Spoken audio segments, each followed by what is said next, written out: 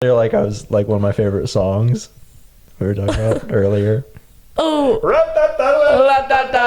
love that song. That's one of my favorite. That's probably one of my favorite instrumental piece of music.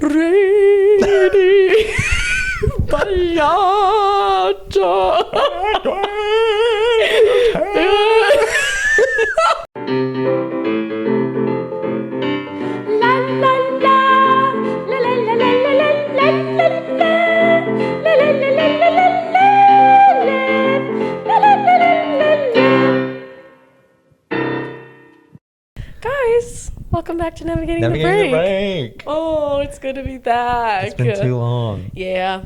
We stockpile the episodes for you guys sometimes. Yeah. Because you know how it is. Singers' lives are busy lives. Yeah. Frequently busy. And Rameau's crying for us to let him in, so we'll let him in. Oh, he's not coming in. Okay, that's okay. That's okay. It's okay. Good, I have a question for you. Okay. What have you been enjoying artistically lately? Playing the banjo. Yeah? I started playing the banjo. Major. Like this past, I don't know. I guess it was last month I started. But it's so much fun. I've been like, it's cool to like kind of start at square one. Like since I played guitar for a long time, it's like, I'm not really starting at square one, but I'm like, past all the annoying stuff about learning an instrument from the stuff that transferred from a guitar. So I'm like still like a beginner, but I've overcome the like, oh, my fingers hurt. I don't know how to move my fingers and my hands. It's like, I know how to move my fingers and my hands. Now let me get the things that are idiosyncratic about this instrument. And it feels so good. I take that banjo out on the porch and I play it. And hello? I've been loving it. I love this brand for you. Yeah, no, it's good. Did you see that TikTok that I made? Yes. About Southern Illinois with me playing the banjo? I loved that video. Yeah. It was good. You had some good stuff to say about just life down there. Yeah. Major. Made lots of people. Yeah. Lots of people had opinions about it. It's well, like, that stuff had been rattling in your brain for a while. Oh, it always is. It's like, that's like my favorite thing to like think about. Pontificate. And I wonder, singers might relate to this on the podcast. Like singers that have come from small towns. It's like I asked, I had two videos of me playing banjo on the porch. And one of them was like, what is Southern Illinois? Because it's not really the Midwest. It's not really the South. Yeah. Like what? And I think that it kind of like, is longing to have some sort of culture because like people from the South really identify with being Southern. Yeah. And even people like up here in Chicago and further north like really identify with being Midwestern. But I don't think people in Southern Illinois identify with either. And like some people will be like, oh, well, yeah, we identify as Southern Illinois. It's like, I've been there. You don't. Yeah. And not in the same way that, not like, I am so proud to be from Southern Illinois. I love that part of the country. Yeah. I love Southern Illinois. It's like my favorite place. But the people aren't like, well, you're in the South now, so we treat people like this and we do things like this. And it's not like, well, you're in the Midwest, so this is how we do things up here. Oh, yeah. And it's like there's like both of those are like really strong. Like this is how we do things because this is our culture. This is how we do things because this is our culture. Yeah. Southern Illinois just doesn't have that. And, it has like, it's like, oh, well, it's working class and it's rural. And it's like, yes, it's true, but those aren't really necessarily distinct to this area. Yes. But the second one that I made was like asking artist people, like, why did you leave your hometown? Yes. It's giving Mein Zane and Mein Bane. Yeah, a little bit. But like, yeah, I know what you're saying, yeah. Like, do you ever think about your hometown? Like, why did you leave? How do you think about it now that you've moved to a different place? Is it even possible to like be an artist kind of person where you're from? All different things like that. Question, do you feel connected to that place? Like, yeah, I think that's something that I don't know. I feel really I feel that's something that I think about a lot, and I wonder if other people do it as well. I think you're poking at a bear that I think is like I don't even want to say a necessary evil, but a necessary part of like maybe anyone, even someone who comes from somewhere that is metropolitan or like whatever, like how the place they grew up like makes them feel. And sure, everyone just like naturally pontificates on that. Yeah. But like, I don't know. I think that's an interesting way it can really inform your work. The people that really have to make a choice to say, I'm not going to live here anymore because my art doesn't work here. Like, I think that's the kind of interesting thing. Yeah. And, you know, like I'm doing things that are like trying to, you know, facilitate that a little bit. And it's working to various degrees. But it's like, you know, as much as I would like to, I couldn't be a singer. Couldn't even really be a singing teacher down there. I mean, well, you are right now a little bit. I am, but I live here. Exactly. You know? Yes. Like I'd have to be a high school teacher or something like that. Exactly. Different vibe. But it's just different. And thinking about how those things affect your art making, and specifically, like I've been thinking a lot about like songwriters and you know people that are like opera singers do say something with their art, but like. You know, people that are actually putting pen to paper and writing stringing their own original words things in a row. And I've been thinking about that too. Like I don't feel like I have like part of it's like music too.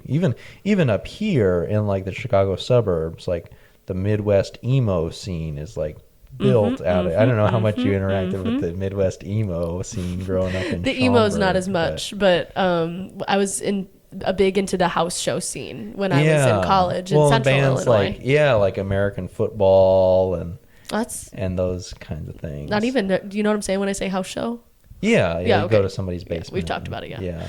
But like, and that whole those vibe types is tied. of bands where they're like not really rock bands, not really singer songwriters, indie. Like, I want to explore that more. But like, but Southern Illinois, I mean, it's not really country music. Like country music's Nashville and Tennessee.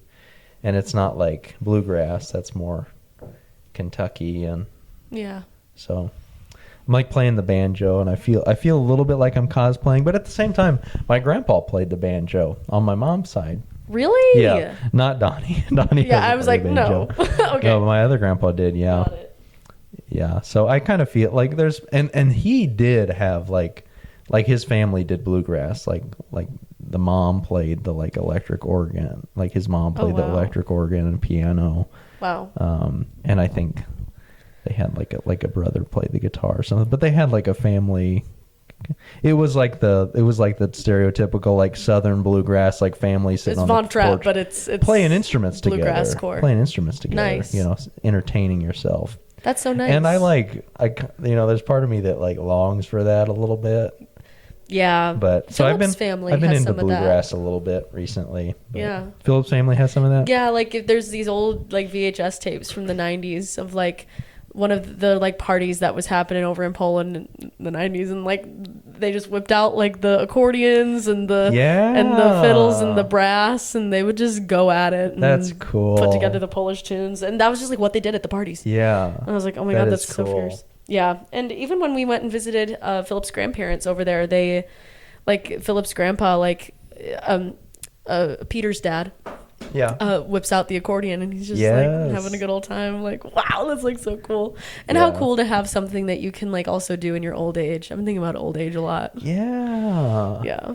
Like music making and having things like, to carry with you. There's a part of me too that's like, you know, like I wasn't like my family, you know, is not wealthy by any means, you know. We did fine, but like you know, especially coming up to Chicago and like doing a donor event where you're in a $3 million house. Good morning. Like, it's like there's a part of me that like doesn't identify with opera in that way. Because even historically, it's like, you know, the rich people that can pay for voice lessons and stuff. Like, I honestly don't think I've ever paid for a voice lesson. I did in my undergrad. I guess I did because I paid tuition for my undergrad. But yeah, I've never been like, here's money, teach me how to sing. Wow. But my undergrad tuition was. But so I mean, there's a part of me that's like, oh, I kind of don't identify with this art form in that way. But like, you know, I taught myself how to play guitar in the 8th grade, and I was like, my dad had a guitar. I saw it in the corner, and I grabbed it, and I was like, let me figure out how to do this. So it's like, you know, being like alone with the guitar like this with my arms wrapped around it versus singing with my arms out like this to a stage, like I identify, like I feel more culturally connected to this kind of thing rather than this kind of thing. And so like I mean I obviously love both things, but I've realized that there's like a comfortability with like, yeah, like even like with opera, you know, we've done everything we can to make it feel like, oh yeah, this is our art form. Yeah. But there's a part of me that's like, you know, that doesn't feel that way. Yeah. But I do whenever I pick up the guitar and go to write a song, you know. Oh. It's interesting. That's cool. Even though I've dedicated so much of my life to theater. Not only singing opera, but like producing opera and teaching opera. Yeah. So not that I wouldn't change anything about it, but it's just something that I've been sitting on recently. So interesting. Oh, what have you been thinking on? I wish I could have held the mic up to you for that, honey. Yeah, no, I've been like, I don't know. I've been reevaluating my attachments to opera, and like, I mean, I didn't start out loving opera. I know some people get into it in the like, yes, I was 5 and knew what opera was, and then I decided to do it. And it's like, and that's fierce. But and it's like my parents paid for me to do piano lessons and violin lessons. And then I started singing opera also. Like, you know, I heard somebody say like, you know, they asked their voice teacher like, oh, like, could I do this? It's like, you know, for me, I was just doing it. It was too early, you know. Like, I mean, I was in high school saying Nessun Dorma with my friend, you know. It wasn't right. It wasn't right. But did you feel you naturally gravitated towards singing in classical ways? Or a way that's reminiscent of classical vibes ever? I was talking to one of my students about this recently, and no, but I've felt like I sang Elvis music the best. 100%. When I was growing up. It was like, that was just what made sense to me, which like, if you listen to Elvis sing, like especially like a little bit later in his life, like he's really singing on the core, consistent vibrato, like it's very classical aligned. I get what you're saying. His earlier stuff, like Blue Suede Shoes, is definitely more like Motown and gospel aligned, but totally. I see that for you. Yeah, so that was kind of what I gravitated to. And I mean, I just sang whatever was on the radio and the Christian contemporary music that I grew up with. Crazy. So like those things were like what I was kind of naturally like pulled towards at the very beginning. Mm-hmm. And I was quickly drawn into theater. I did a play and then a musical, and then that's kind of where the classical started to creep in. Yeah, no, I see that for you. Like, even hearing you talk, I'm like, well, yes, of course he sings Elvis well. Like, duh. Like, whatever. Yeah, it just kind of... Everyone said that, I'm sure. was how that worked. I like... Which was weird, because I didn't necessarily listen to a lot of Elvis music. Interesting. It was just, like, kind of... When I started to sing, I was like, you know, you learn, like, Can't Help Falling in Love, because that's just, like, a 3-chord guitar song. Yeah, and that's what you do when you're 13. Oh, Ramo. Ramo's not what is that? The Vaseline. I love that we're talking about my little Vaseline on the podcast. The Vaseline. I keep a big tub of Vaseline and the little Vaseline in my purse, and sometimes I pull them out and I go, Mama and baby. I don't know. I've been really thinking about, like, damn, do I really like this? not like in that way. Like, that's too dire of a way to like. No, that's a funny thing. But you know, like, have an opera podcast and admit though. I know. I know what you mean. But I'm saying that in the sense of like, I don't think this is all there is to me, and I don't think this is like I know the branding is like, oh yeah, that's Cameron. She's a classical singer, and like, that's Cameron be singing what I am. Sure. Yeah. But like I don't know. I was really honored. I didn't expect this, but like Schaumburg Summer Theater, the community theater. I saw something. Yeah. They reposted your thing. That's right. They made a post. I didn't expect them to post anything, but it was Mother's Day, and I'd worked my like 8-hour shift for Mother's Day. Oh wow. From 9 a.m. to 5, and like got off, and I was checking Instagram. I saw they made a post. And it was like celebrating Mother's Day. Like here's this. Cameron be singing as Mother in Ragtime. Yeah, yes. I saw that. And I was like, oh my God, I'm terrified. Like I probably sounded like poop. Like I don't know. Was there a video? Because I was just 18. Yeah. Oh, I thought it was just a picture. No, it's a video. Oh, yeah. I gotta watch it. We can watch that later. But I listened and I was like, wait, I was like low key good. I like was not bad for being 17. Like, oh yeah, what the hell? And so, I don't know. Like that's not what triggered this. Like I already know that like musical theater just is a part of me, and musical theater is kind of what has naturally been what I gravitate towards and like feel really passionate about. And Seidel made a video about this recently. Really? Did you see that? Was it like a talking head video? Yeah, she was talking and like playing like footage of her doing musicals. Seidel mentioned on Navigating the Break. Hi Seidel. you know Seidel. I do. I have met Seidel. Yeah, I haven't met Seidel. You're a queen, girl. Yeah. We've been friends on the internet for a long time. Heck yeah. I think she follows me back. I don't know. I don't remember. We love you, Seidel. I think she does. But yeah. Yeah, it was like her saying like she lied to her first voice teacher that she was doing this role in a musical because she thought the voice teacher wouldn't like it. Oh, that's crazy. Or something like that. Yeah, I'm not explaining it well, but no, but that makes sense. I'll have to go look at that video. But like, I like the minute I turned.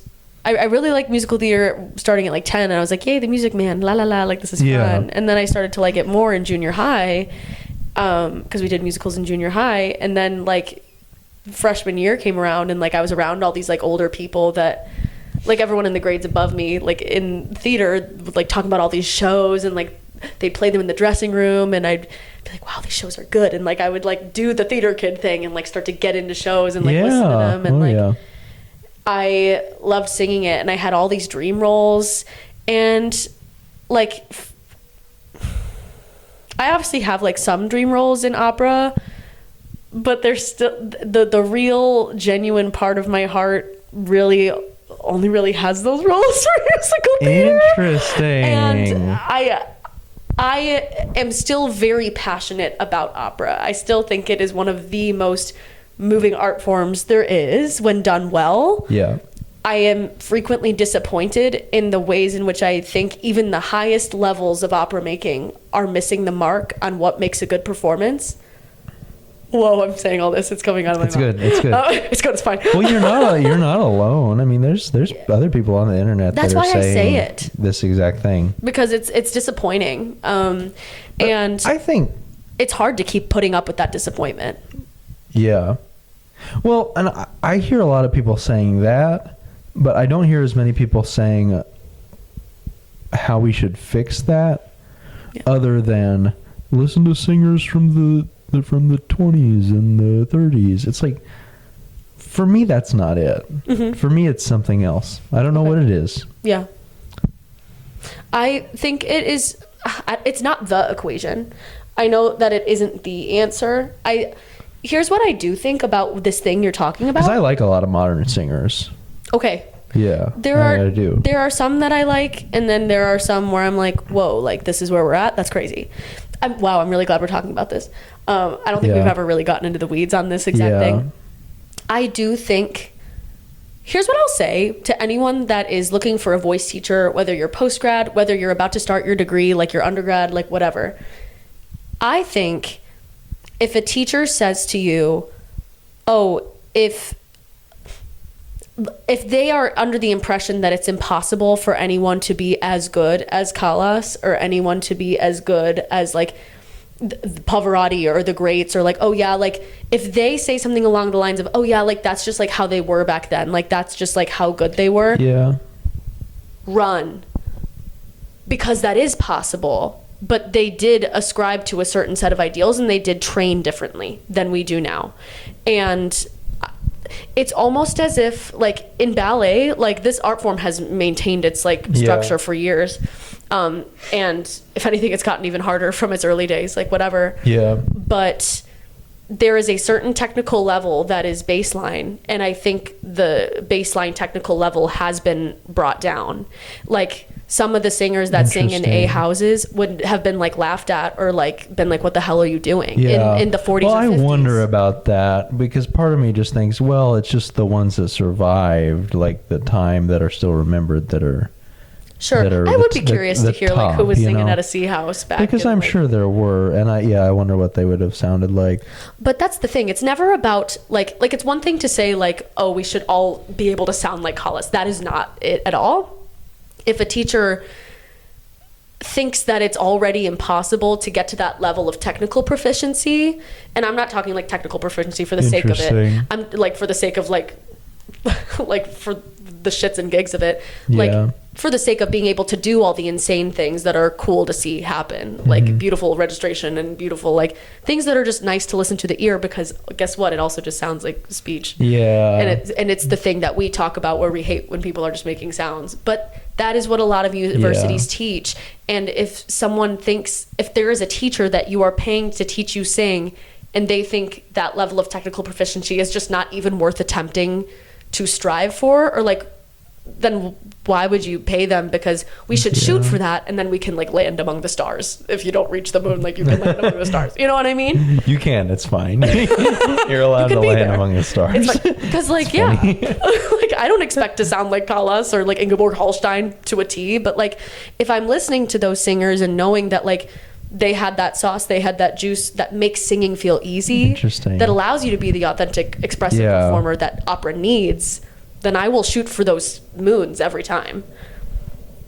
Yeah, that's how I feel. But there's also some modern singers, like I'm not saying all modern singers are bad. I think that is very extreme to be like all modern singing bad, all old singing good. That I think is not, because then people also won't agree with you enough to hear that there's validity to what you're saying, but you're saying it too black and white almost for people to process. I hear some of those people like that are like, oh, you just need to listen to old recordings. Everything was better back then. Like, and then you hear them sing, and it's like, why does your singing sound like it's being played through a tin? Exactly. The gramophone or whatever. Like, like why does your singing sound like that? You know, it's like, to me, sometimes a lot of those people that are like, oh yeah, it's like it was so much better back then. Like, you listen to their singing, which is like recorded with an iPhone mic, and it's like, I know what a singer in an iPhone mic sounds like. Why are you fabricating your singing to match the sound of this recording technology? I know. And that's whenever I'm like, oh, brother, you know. It's like, I've heard that. And have you heard like, and I mean, they've recorded modern opera singers on like really old recording technology, and it's like, oh yeah, you can tell the difference. Yes, you can. That the recording technology makes, and it's not as drastically different, in my opinion. The modern singer, the few that I saw this video, it was like they took a few different ones, and it's like, oh yeah, like the thing where the vibrato doesn't like really register on the recording like you hear in old recordings, like that was, but you got it from a more expensive microphone, and you hear the consistent vibrato just not coming through. Wow. So things like that I'm like, I'm a little bit skeptical of that, but I don't know. I think there's a lot more room for gray than either side is willing to talk about. And that makes it so much more complicated. Oh my God, yeah. It's like, oh my God, it's dying. Opera's dying. We just need to do this one thing. And it's like, that's not. Yeah. That's where I'm like, okay, well, if you feel like it's not the way that it was, why? And, well, the singing is different is not enough to me, because at the end of the day, the art form is the same. Somebody singing over an orchestra unamplified, telling a story. Like, that's the same. The singing technique, I don't know, like I resonate with modern singers. Yeah. And I mean, every singer is so different. The answer is not they just need to sound like they did back then. You know, I think it's a lot more complicated than that. When you described the sound of someone just trying to replicate the old recording sound, Yeah.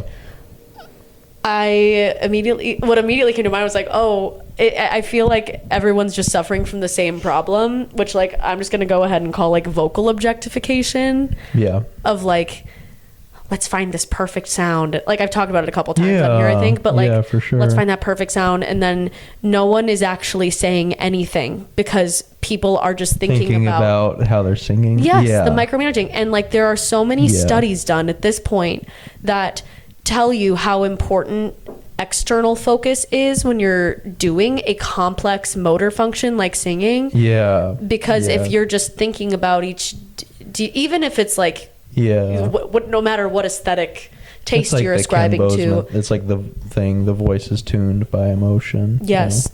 And I've had people be like, Cameron, what are you saying? Like, why do you think acting is like so important for the singing? Like at the end of the day, they have to get the technical stuff down first.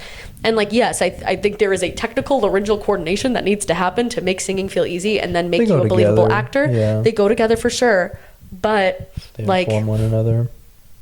There is no art making until you get out of your own brain until you get out of your own singer brain.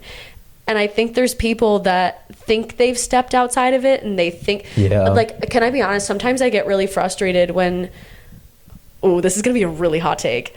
I get really frustrated. Sometimes you got to think about the high notes, like sometimes. But at the end of the day, I think the high note's not going to come out unless you're like really thinking about saying the word that you're saying when you're singing the high note. And do you get what I'm saying? I get frustrated when people are like, well, yes, like think about your acting and like get into character, but like also it's totally fine if you need to think about this note every now and again.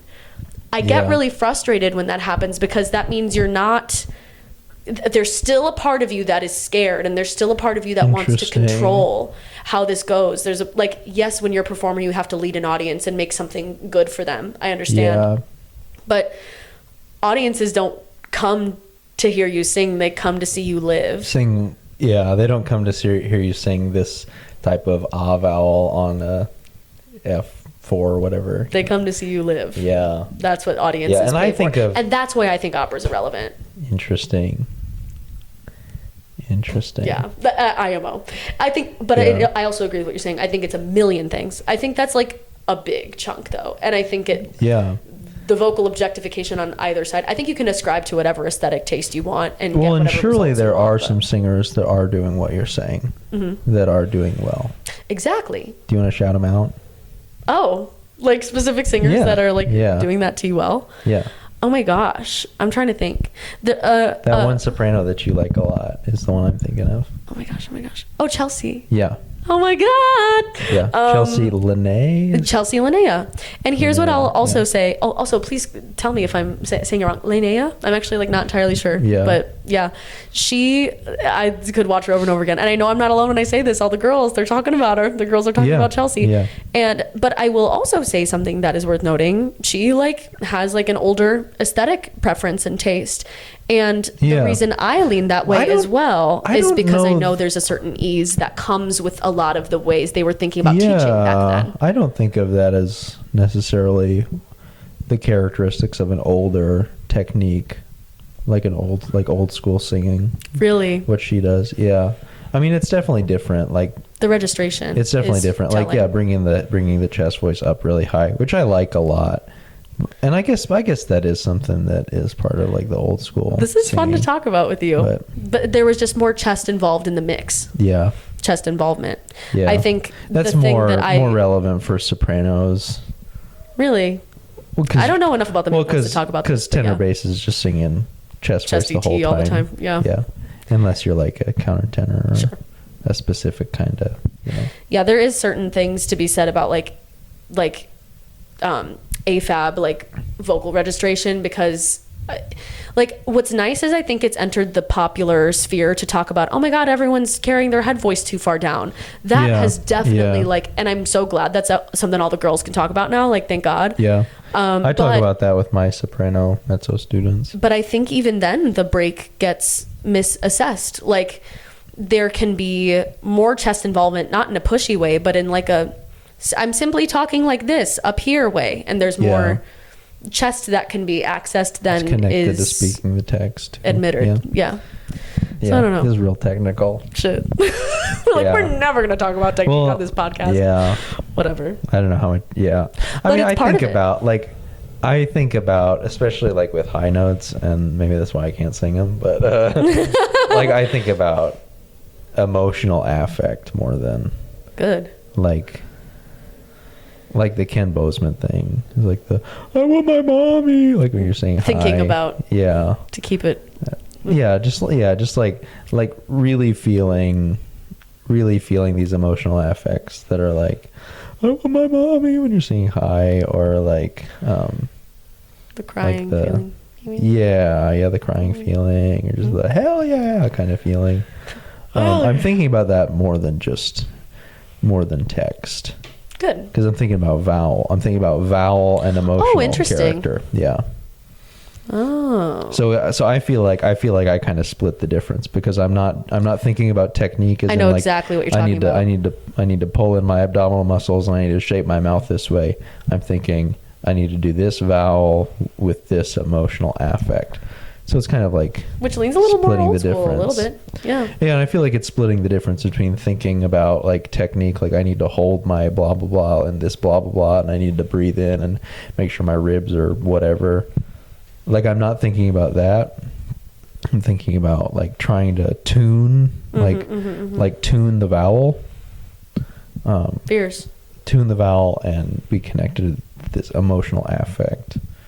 I feel like, and that's what I feel like works best for me. After I think there's some old school things. nuggets in there. Yeah, I think it's kind of both, because it is like science informed. Yes. Like it is part of the like. Oh, of vowel course, there's migration a million reasons and we could stuff say like why that. any of the old school singers, like what they were doing was working. Like we could like sit here and but like I so agree with what you're saying about when they're like, and now I will breathe this way, and now I will hold this in this way, and now I will that is the detriment of contemporary singing. That is the detriment. And I think the reason that is because of like audition and competition culture. Like that's what's focused on. It's about control. And I've been lucky that like I've honestly probably done more equal or more roles than I've done auditions. Yeah. Which is like crazy. But well, when you're a good singer and you're a good person, that's how it goes for you sometimes. Well, and I've been lucky to be in the right place when somebody needs a whatever, yeah. But like the idea of I need to replicate this every time. So my blah, blah, blah I need to go through the checklist. My ribs are blah. My blob is blah. My blah, blah, blah. My tongue is blah. My tongue is blah. My cheeks are blah. My eyebrows are blah. This was our entire degree. Like, and I feel like that works well for competitions, because you get this thing that's like, and I'm going to do this pose here, and I'm going to do this. You know pose. what you have? Perceived control. You know what's not interesting to audiences? Interesting. Yeah. Sorry. I'm also saying this as someone who's super like Meisner stoked right now, and like everything about Meisner is like letting go and not predicting, and I think Meisner trained people are some of the most interesting and captivating people to watch. Like that's why I admire the technique so much. Like, yeah, I think there's like ways to blend the types of acting styles and blah blah blah, but like going in there and knowing that everything's allowed to be informed by however you feel in the moment. Yeah. And people are like, why is this so interesting to watch? And it's like, they don't know what's going to happen. Like, but that's the problem, is people think they can control their way to the top, the perceived top of the industry. Well, and and the top wants you to control it. Yeah, if your first audition you do this, and then your second audition you do it again the same way, and your third audition you do it again the same way, it's like, that's a solid. That's a solid product. There it is. Sure.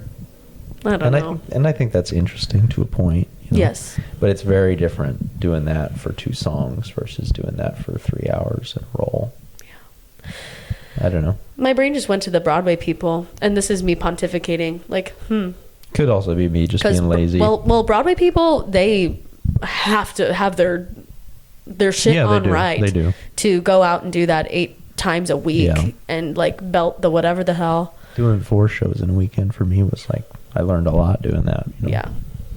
But like, I think there are certain things in contemporary teaching and contemporary, like, whatever the hell is going on, that aren't the technique that opera was started with, or just is. Yeah. And sometimes I'm like, damn, I think the MT singers are like getting closer. Sometimes the MT singers are closer with how they were starting. So, and that's how they're able to do the 8 shows a week. And I'm so for real. They have mics. And it started a long time before 1930, 1920, though, which is what people are like, oh, the old school are talking about. And then they'll be like, oh, Caruso was before then. It's like, yeah, sure, but like, And who's the other guy? Who's the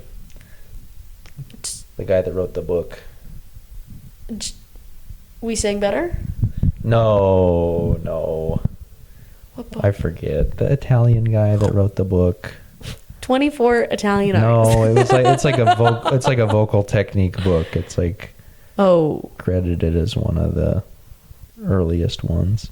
I am a fake singer. I don't know anything. You would know it if I said it, but I'm just having a brain fart right now. He's having a brain. Guys, he's having a brain.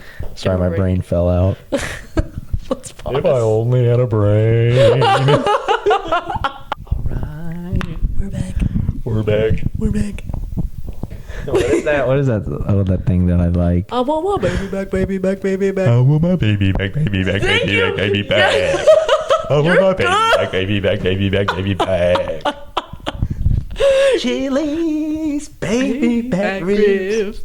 Chili's baby back ribs. Barbecue sauce. Chili's baby back ribs. Chili's baby back ribs. Do do do do. I want my baby back ribs. You know the whole thing. Yeah, I wanted to go to Chili's one day about Chili's. And I texted Coley while she was at work. Mm-hmm. I learned that whole thing and sent her that as a voice memo. It took me like 2 minutes. I just know she opened her phone and felt blessed that day. Yeah, that's so beautiful. She's like, thank God I married a musician. Yeah. Well, that's what it's for. I guess that's what the degree's for. Charm, My charm. It was charming. Whatever. I'm passionate about Chili's. That was the first restaurant I ever went to, actually. My parents used to go to Chili's somewhat regularly in the early 2000s. What's your Chili's order? I don't know what it was when I was 0 years old, but... Oh, yeah. Yeah, because I was really little. I was literally a newborn baby. Oh. And I was in Chili's. Thanks, Mom. Hitting up the margs. Yes. The happy hour margs. Yeah, I was there for the $5 margs. Don't worry about it. Well, obviously the triple dipper. The triple dipper. Yes. And I'll always get the mozzarella situation. Oh. Yeah, they're the best ones. Yeah. They're the best ones. So expensive. The triple dipper? We get the $10 thing, yeah. The 3 for 10 or something. 3 for me, yeah. That's what it is. Fierce. I've done that before. The most common time I'm going to Chili's is after the Ren Fair with my best friends. Oh, nice. Yeah. It is very fierce and fun. Do you have a Chili's out here? Yeah, absolutely. Where's it at? Great question. I almost out in Schaumburg, maybe. Oh, yeah, we definitely got one out in Schaumburg. Probably. Every suburb's got a good Chili's there. Yeah. I got so scared it wasn't recording for a second. No, we should be good. But the seconds are moving so slow. It's so funny how dramatic of a shift. We said the opera industry's screwed, and then we said we love Chili's. I want my baby back, baby back, baby back. I love that you know the whole thing. Yeah, it's. I only know the I want my baby back. It's awesome. They're singing too. I know. I mean, I want to sing like that. Yeah. I want to get on that level. Yeah. I remember hearing that whenever I was little. I mean, like, yeah. I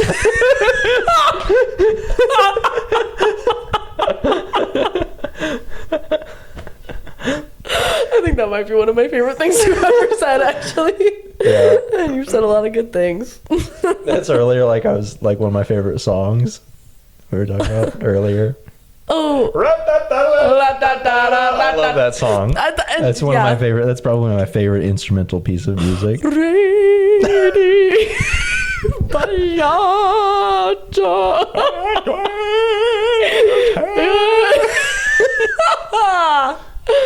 Same thing. It's the same song. That's so good. It's the truth. I could do funny voices singing arias all the time. That's fun. The bass baritones are fun. I'm trying to think. I